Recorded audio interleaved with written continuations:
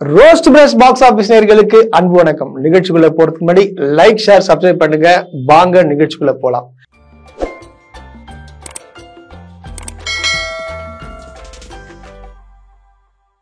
இரண்டு உச்ச நடிகர்களுடைய teaser and பாத்தீங்கன்னா ட்ரெய்லர் ப்ரமோஷன் ரிலீஸ் பண்ணிருக்காங்க.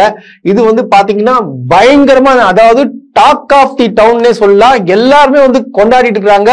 விடாமுயற்சி ட்ரெய்லரும் சரி, இப்போ ஜெயிலர் 2 அந்த ப்ரோமோ சரி, எல்லாமே பாத்தீங்கன்னா பயங்கரமா கொண்டாடிட்டு இருக்காங்க.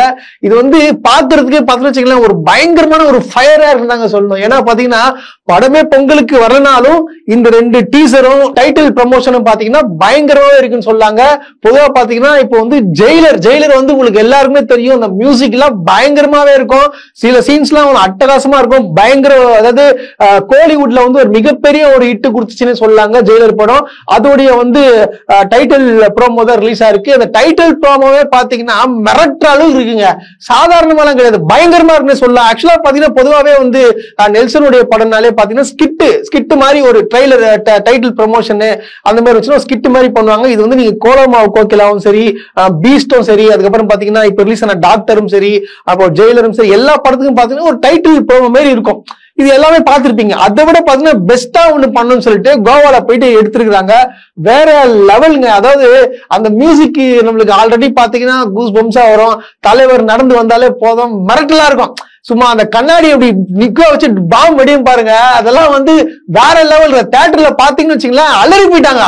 அந்த மாதிரி, அதாவது எங்க இருந்தாங்க தெரியல கூட்டம், அவ்வளவு கூட்டம் ஒரு பயங்கரமான ஒரு ஆரவார படத்தாங்க சொல்லாங்க. அந்த தியேட்டர்லயும் பாத்தீங்கன்னா அனிருத்தும் சரி, நெல்சனும் சரி, இரண்டு பேருக்கும் கொண்டாடினாங்க. நீங்க பாருங்க, ஒண்ணு இல்ல, ஒரு 1.5 நிமிஷம் ப்ரோமோக்கு அவ்வளவு பேர் பாக்குறாங்கன்னா இதெல்லாம் சூப்பர் ஸ்டாரால மட்டும்தான் முடியுங்க. ஒண்ணும் கிடையாது. மனுஷனுக்கு எத்தனை வயசு ஆகுது? 70+ ஆகுது. சும்மா ஒரு நட ஸ்டைல் எல்லாம் சும்மா பின்னுது. இப்படி என்ன சொல்றதுங்க, எனக்கு இப்பவே பார்க்கணும் போல ஆயிப்போச்சு. அந்த மாதிரி ஆயிப்போச்சு. ஆக்சுவலா பாத்தீங்கன்னா இந்த படம் கதை எந்த கதைன்னு பாத்தீங்கன்னு வச்சுக்கலாம், அதே மாதிரி ஒரு பழி வாங்குற கதை, இல்ல ஒரு இன்வெஸ்டிகேஷன், இல்ல ஒரு கடத்தல் கும்பல் கிட்ட காப்பாத்துற மாதிரி. சோ இந்த மாதிரி தான் நெல்சன் படம் எடுப்பாரு.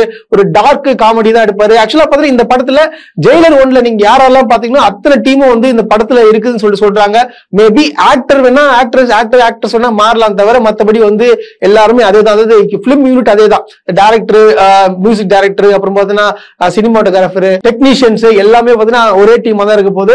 பட் ஆனா இப்போ ஆர்டிஸ்ட் செலக்ஷன் போயிட்டு இருக்குன்னு சொல்லாங்க. கதை ரொம்ப பயங்கரமா ஒரு த்ரில்லிங்கா கொண்டு போகணும்னு சொல்லிட்டு கதைக்களம் அமைக்கப்பட போதான். ஏன்னா ஃபர்ஸ்ட் பார்ட்ல பார்த்தா லைட்டா கொஞ்சம் தொய்வு இருக்கும். அதெல்லாம் போக்கு விதத்துல ஜெயிலர் பார்ட் 2 இருக்குன்னு சொல்லிட்டு எதிர்பார்க்கறாங்க. அதே போல பாட்டுலாம் சொல்லவே தேவையில்ல. அனிருத் கிட்ட போனாலே போதும், கன்ஃபார்ம் ஹிட். அதுவும் ஒரு சூப்பர் ஸ்டார்.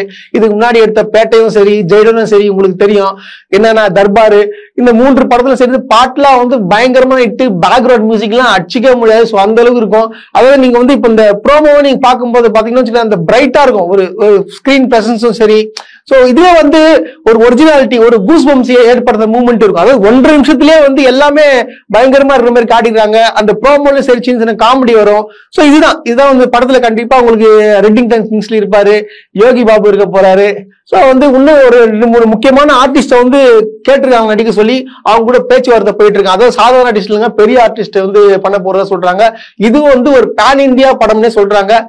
எப்படியாங்க கன்ஃபார்ம்டு ஜெயிலர் 1 விட ஜெயிலர் 2 பயங்கரமா இருக்கும்னு சொல்லிட்டு கோலிவுட் இண்டஸ்ட்ரி எதிர்பார்க்குன்னு சொல்லலாம். அதே போல பாத்தீங்கன்னா நம்ம தலைவர் அவர்களுக்கு பாத்தீங்கன்னா இந்த வருஷம் 2 படம் கன்ஃபார்ம் ஆக போகுதுன்னு சொல்லாங்க. ஒரு படம் ஆல்ரெடி உங்களுக்கு எல்லாருமே தெரியும், பயங்கரமான ஒரு மெட்டல் வரப்போல கூலின்ற படம் லோகேஷ் கனகராஜ் எடுத்திருக்காரு.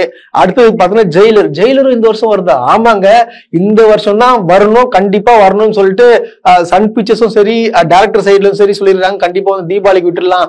ஏன்னா தீபாவளி ஆர் பொங்கல், அதுதான் தலைவரோட எல்லாருமே நல்லா விரும்பி பார்ப்பாங்க.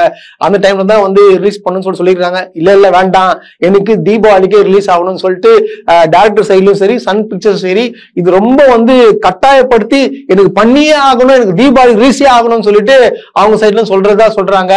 எப்படி இருந்தாலும் சரிங்க, தலை படமும் சரி, தலைவர் படமும் சரி, மொத்தம் 4 படம் இந்த வருஷம் நம்ம பார்க்க போறது நினைச்சா ஆனந்தமா இருக்குங்க.